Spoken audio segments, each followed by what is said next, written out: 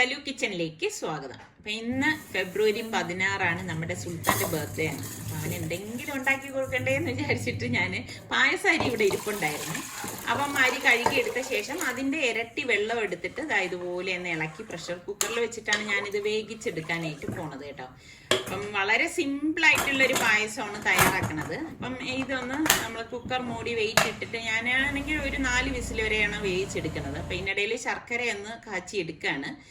അപ്പം സ്റ്റീമൊക്കെ പോയ ശേഷം നമുക്ക് കുക്കറൊന്ന് ഓപ്പൺ ചെയ്തെടുക്കാം. അപ്പം അരി ഒരുപാട് അങ്ങ് വെന്ത് വേണ്ട ആവശ്യമില്ല. ഇതിപ്പോൾ കറക്റ്റ് പരുവത്തിന് വെന്ത് വന്നിട്ടുണ്ട്. കാരണം ഇനിയിപ്പോൾ ഇത് ശർക്കര പാനിയിലും തേങ്ങാപ്പാലിലും ഒക്കെ കിടന്ന് വേകാനുള്ളതാണ്.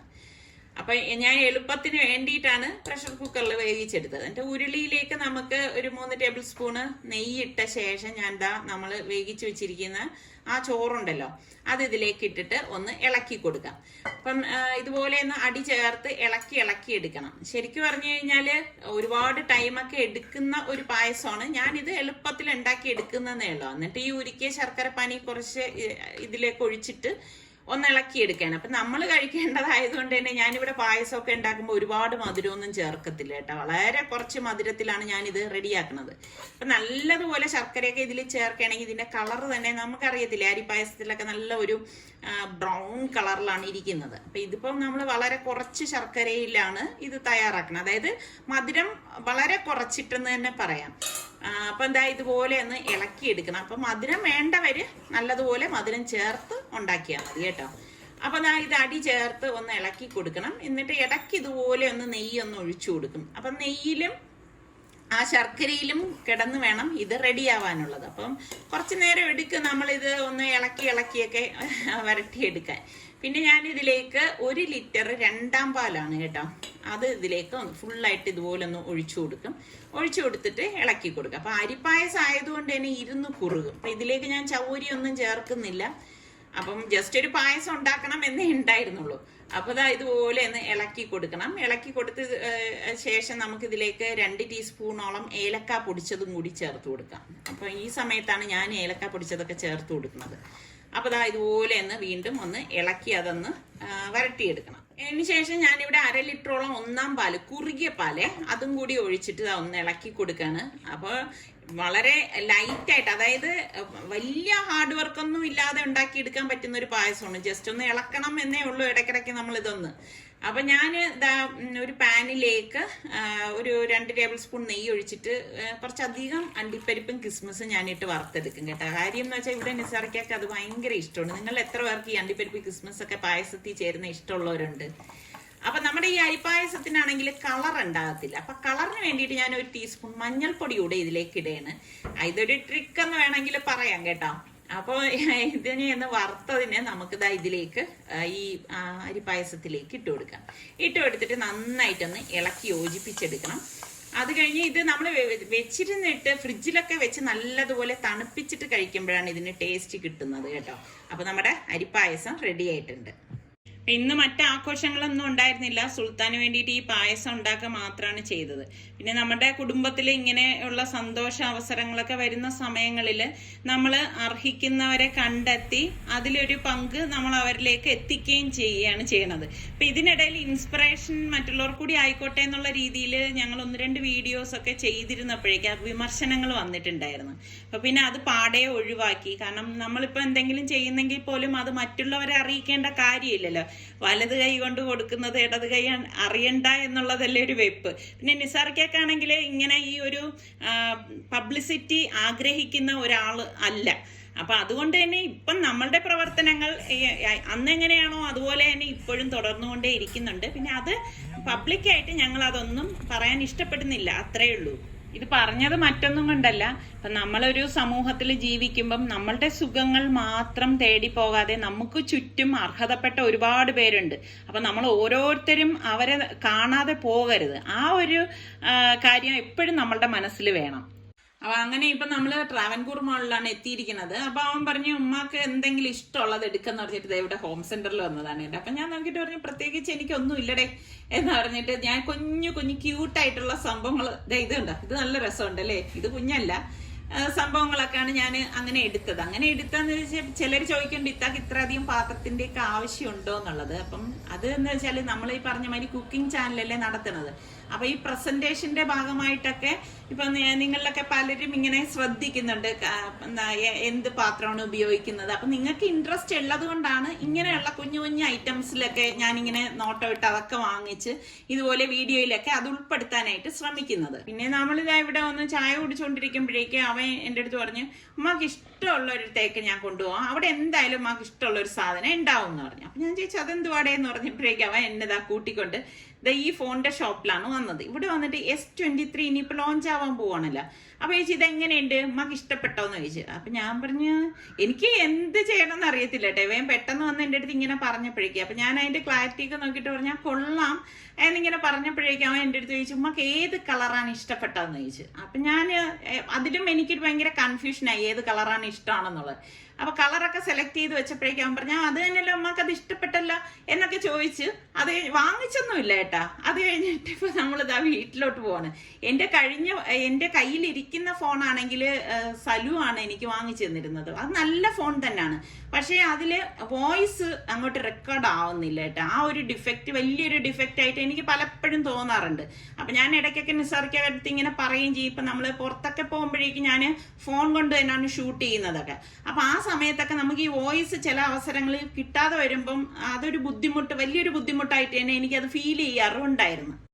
അപ്പോൾ നമ്മളുടെ ഇന്നത്തെ പ്രഭാതമാണിത്.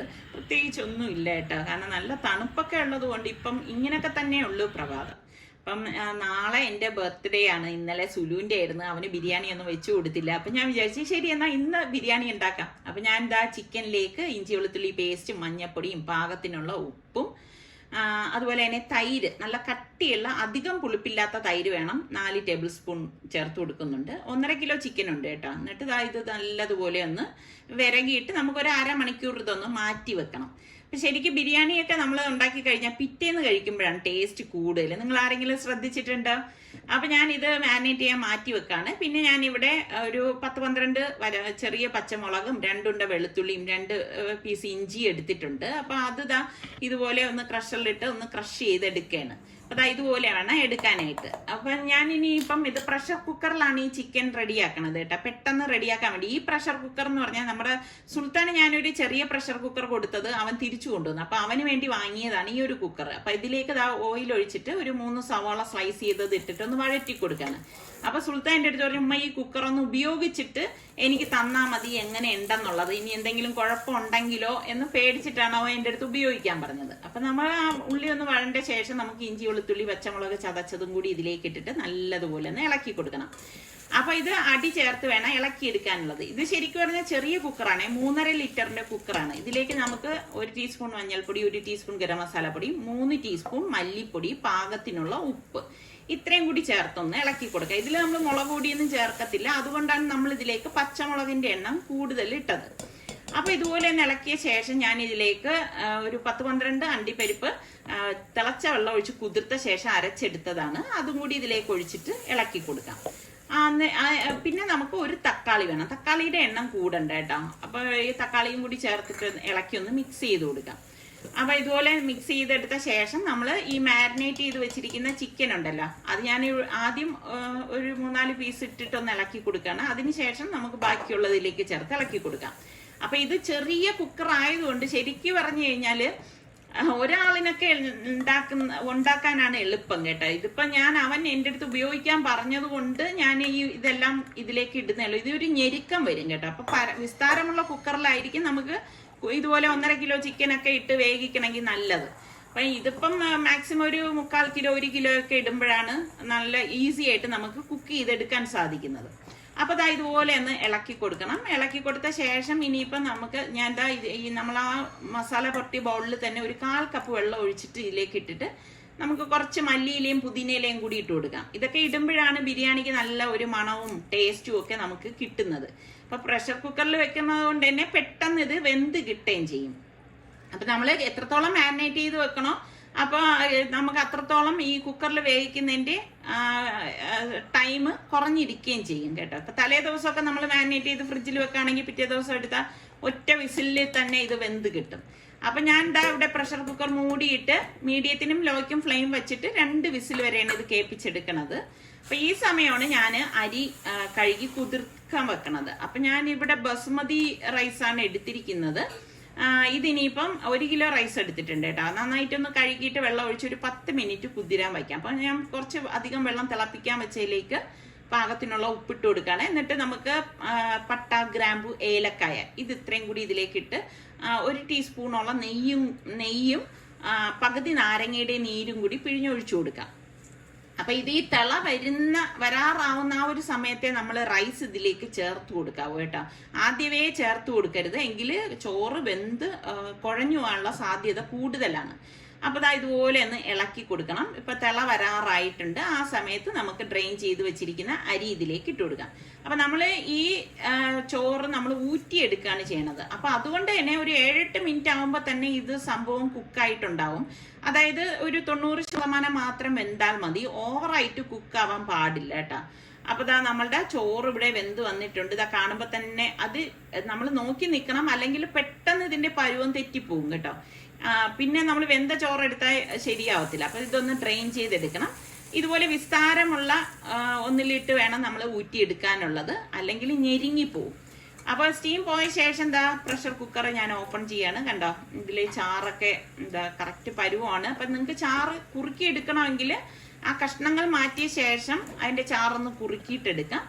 ഞാനിപ്പം അങ്ങനെയൊന്നും ചെയ്യുന്നില്ല. ഈ ചാറ് ഞാൻ യൂസ് ചെയ്യുന്നുണ്ട്. അപ്പൊ ഇതിലേക്ക് ഞാൻ ഫ്രൈ ചെയ്ത് വെച്ചിരിക്കുന്ന ഒരു കൈപ്പിടി സവാള ഇട്ട് കൊടുക്കാണ് കേട്ടോ. ഇതൊക്കെ ഇടുമ്പോഴാണ് ഈ ബിരിയാണിക്ക് ടേസ്റ്റ് കൂടുന്നത്.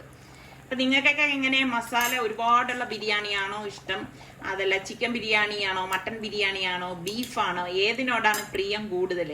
അപ്പൊ ഞാൻ ചോറ് വെച്ച് അതേ പാനിൽ തന്നെ ഞാൻ ഈ ചാറ് ഫുള്ളായിട്ട് ഒഴിച്ചു കൊടുത്ത് കുറച്ച് കഷ്ണങ്ങളും ഇതിലേക്ക് വെച്ചു കൊടുക്കുന്നുണ്ട്. ഇനി നമുക്ക് ഈ വേവിച്ച് വെച്ചിരിക്കുന്ന റൈസ് ഇതിലേക്ക് ഇട്ട് കൊടുക്കാൻ കേട്ടോ. ഊറ്റി വെച്ചിരിക്കുന്ന ചോറ് നമുക്ക് ഇതിലേക്ക് ലെയർ ചെയ്ത് കൊടുക്കാം. പിന്നെ ഞാൻ കുറച്ച് മഞ്ഞൾ വെള്ളത്തിൽ കലക്കിയത് ഒരു കളറിന് വേണ്ടിയിട്ട് ഇതുപോലെ ഒന്ന് ഒഴിച്ചു കൊടുക്കണുണ്ട്. ഇതൊക്കെ ഓപ്ഷണലാണ്, നിങ്ങൾക്ക് വേണമെങ്കിൽ മാത്രം ചെയ്തു കൊടുത്താൽ മതി കേട്ടോ. അല്ലാന്നുണ്ടെങ്കിൽ അത് നമുക്ക് ഒഴിവാക്കാവുന്നതാണ്.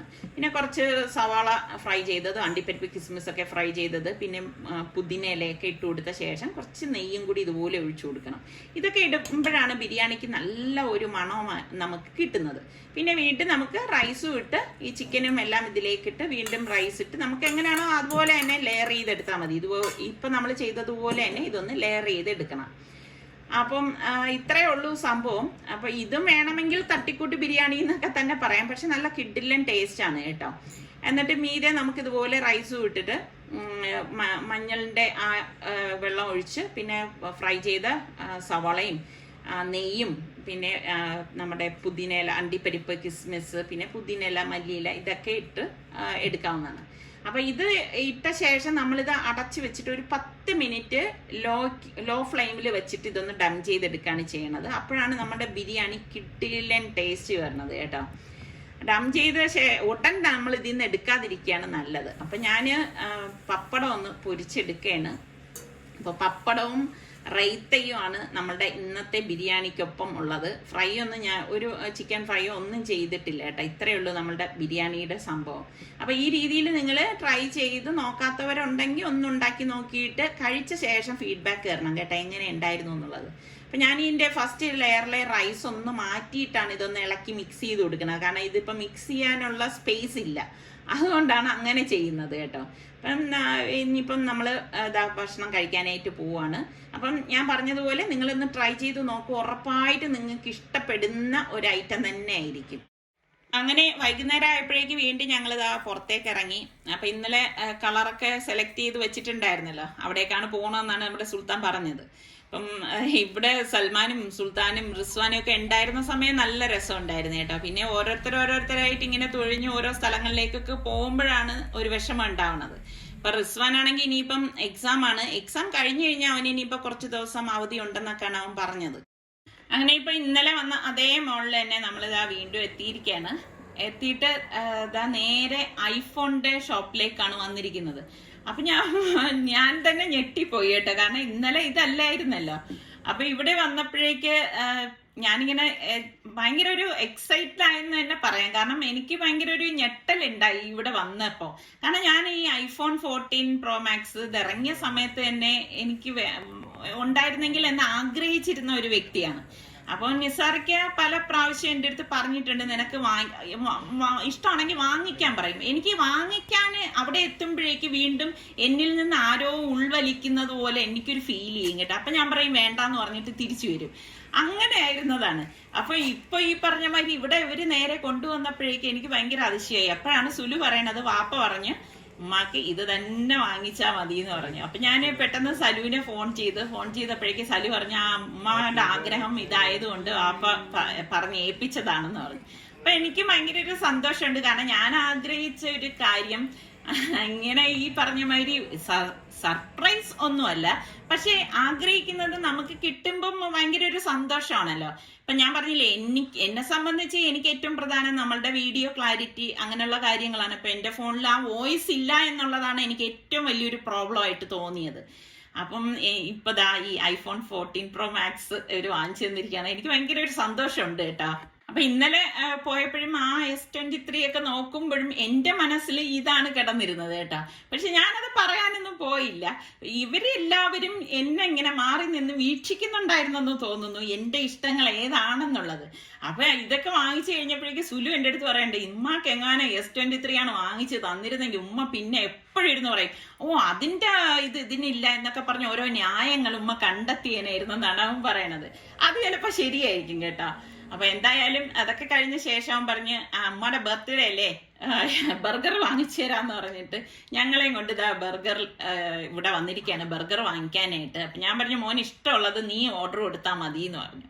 ശരിക്കും പറഞ്ഞാൽ ഇങ്ങനെയുള്ള അവസരങ്ങളിലൊക്കെ എനിക്ക് നമ്മുടെ റിച്ചുവിനെയും സൽമാനെയൊക്കെയാണ്, അതായത് അവരെയും കൂടി ഉണ്ടായിരുന്നുവെങ്കിൽ എന്ന് ഞാൻ ആഗ്രഹിക്കുന്ന നിമിഷങ്ങളാണ് കേട്ടോ ഇങ്ങനെയൊക്കെയുള്ള അവസരങ്ങൾ എന്ന് പറയുന്നത്. അപ്പൊ എന്തായാലും ഭയങ്കര ഒരു സന്തോഷമുണ്ട്. കാരണം ഞാൻ ആഗ്രഹിച്ച ഒരു സാധനം നിസാറിക്ക അത് ആ വേണ്ട സമയത്ത് തന്നെ എനിക്ക് ചെയ്തു തന്നല്ലോ. ഇതൊരു സർപ്രൈസ് ഒന്നുമല്ല, എങ്കിലും അത് ചെയ്യാനുള്ള ഒരു മനസ്സെന്ന് പറയുന്നത് വളരെ വലുതാണ്. അത് നമ്മൾ കാണാതെ പോകാൻ പാടില്ലല്ലോ. ഞാൻ അങ്ങനെയൊക്കെ കാണുന്ന ഒരു വ്യക്തിയാണ് കേട്ടോ. അപ്പൊ നമ്മളുടെ ഇഷ്ടങ്ങൾ അങ്ങോട്ടും ഇങ്ങോട്ടും തിരിച്ചറിഞ്ഞ് നമുക്ക് എന്താണോ വേണ്ടത് അതിനനുസരിച്ചൊക്കെ പെരുമാറുമ്പോഴേക്കും നമുക്ക് അവരുടെ അടുത്തുള്ള സ്നേഹം ഒന്നുകൂടി കൂടും എന്നുള്ളതൊക്കെ തന്നെയാണ് എൻ്റെ ഒരു വിശ്വാസം. അപ്പൊ ഇതൊക്കെ തന്നെയാണ് നമ്മളുടെ ഇന്നത്തെ വിശേഷങ്ങൾ എന്ന് പറയുന്നത്. നിങ്ങൾ എല്ലാവരും ഞങ്ങളുടെ കുടുംബത്തിന് വേണ്ടിയും ആയുസ്സിനും ആരോഗ്യത്തിനും വേണ്ടിയും ഒക്കെ പ്രാർത്ഥിക്കണം. അടുത്ത് നമുക്ക് നല്ല റെസിപ്പിയോ വ്ളോഗായിട്ടൊക്കെ കാണാം. അതുവരയ്ക്കും എല്ലാവർക്കും ബൈ ബൈ.